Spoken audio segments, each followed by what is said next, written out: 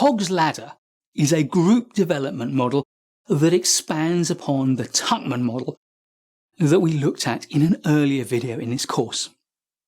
Whilst there are a lot of similarities, I think it's well worth looking at this one to see what insights it can give us into group development.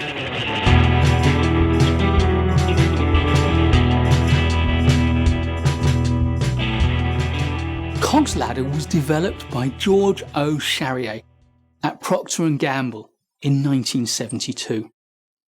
And I haven't been able to find out why he called it Cogs Ladder, but I'll give you my theory. If you take his initials and reverse them, what do you get? Cog. So I think he named this after himself. In the Cogs Ladder model, the group goes through 5 stages that correspond broadly to the 4 stages of the main Tuckman model. Therefore, it does have an additional stage which provides us with some extra insights. The first stage is the polite stage. People are nervous about meeting one another and therefore they're extremely polite. They talk at a superficial level. They are reticent to share anything fundamental about themselves. But they are keen to get to know one another, and first impressions count, and so everything is about how you come across. Hence the overemphasis on courtesy and politeness, which might disappear in later stages of the team development. It's very easy to come out of the polite stage thinking that most of your colleagues are very nice, but where's their edge? Although in the polite stage, most of us will go to great lengths to avoid disclosing anything sensitive about ourselves, we will want our colleagues to know the key important information that sets out our stall for who we are and what we want. And we do this because we know that we are all going to make judgments that will carry over into future stages of the group evolution. Charrier called the second stage the why are we here stage, because group members will want to know why they're here. So this is the stage at which the leader needs to clearly set out the goals and the objectives for the group.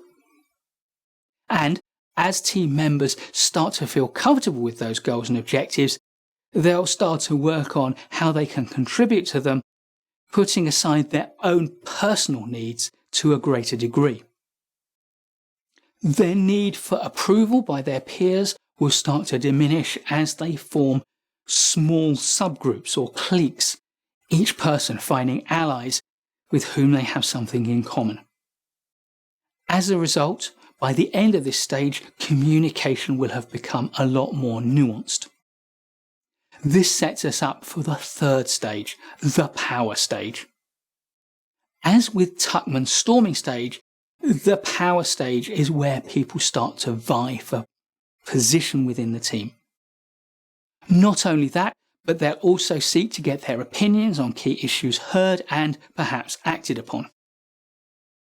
At the same time, other, less assertive members of the group will start to withdraw themselves from the struggle for power, and what we'll see is an emergence of who the key power players are and who the rest of the group are.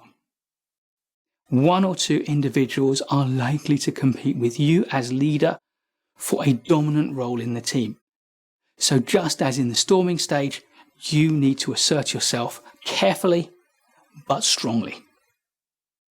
However, you also need to find ways to draw out those less confident, less assertive team members to make sure you get their contributions.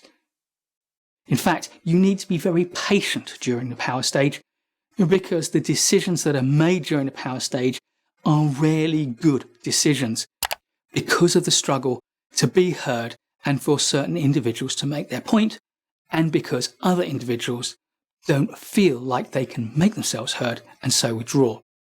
Your job as a leader is to balance the power out rather than to quash the strong opinions of the more confident and assertive individuals. However, once the team structure and the hierarchy is resolved, the team can move into the cooperation stage, and now they can start to listen to one another and be more respectful. Each person will have a level of confidence in the place that they hold within the group or emerging team. because we'll also see the start of the emergence of a sense of team spirit, and with it come new levels of creativity and commitment to the goal. The cooperation stage is, as you'd expect, a highly productive stage in the team's development. Not only is the team starting to make progress, it is starting to build its relationships. So now is not the time to introduce new people into the team. They will be highly disruptive and throw the team back down the ladder. If you do bring new people into the team will see them as intruders, and the group will need to start again climbing the ladder involving these new team members. By the end of the cooperation stage, the team is doing well, and they reach the esprit stage. Individuals know and understand their roles well, they perform efficiently, and they communicate effectively with one another. And they are really starting to form social bonds, which mean they are prepared to care for one another and support one another in their roles. Not only that, but the team will take care of internal problems with minimal levels of fuss, resolving its own conflicts and difficulties as they go along. Charrier likened this stage to what Henri Fayol called esprit de corps, which Fayol described as the highest level a team can reach. Your job as team leader in the esprit stage is to maintain them in that stage for as long as you can and as effectively as you can. Cogs Ladder gives a great way for us to understand how a group evolves into a team and reaches that sense of esprit de corps that a high-performing team needs. It's well worth understanding. Please do give us a thumbs up if you like this video.